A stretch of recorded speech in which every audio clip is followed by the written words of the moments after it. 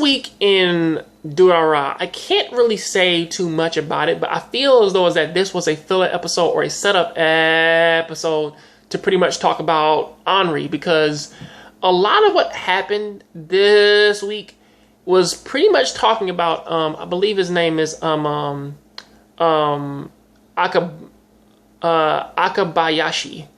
I believe his name is Ayakabashi.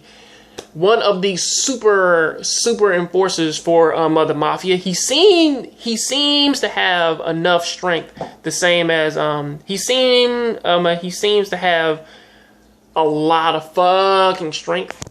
Shizuo. He really seems to have the same amount of strength as Shizuo, or pretty much, if anything, he seems to sort of have like pretty good fighting skills, or at least like he's on par with him, which is actually pretty fucking cool. Well, now, like, his whole thing pretty much sort of centers around like Henri and and Henri's mother having I believe the sword's name is called Shizu. One second. She has the Psycho Sword, and I do believe that it's supposed to. I believe that it's supposed to, at least like it's like an origin behind it, because there has to be a reason why Henri actually has that fucking sword, since technically her mother had it, and it probably just passed on over to her after something tragic happened to her mother, because one of the bosses actually he actually said something about hooking some girl, which I do believe that it was Henri's mother.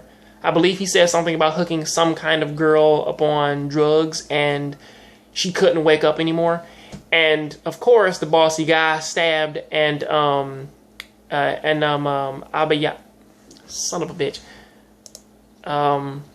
Akabayashi, he pretty much like he didn't even step in. He just let him get stabbed.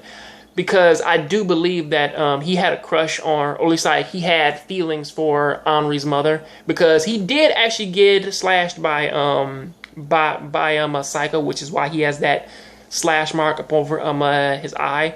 I believe that like he got slashed and then like he just tore that eye out, which is, or at least like he damaged that eye to the point where like he severed like the connection to it, so that like he couldn't hear what's name anymore.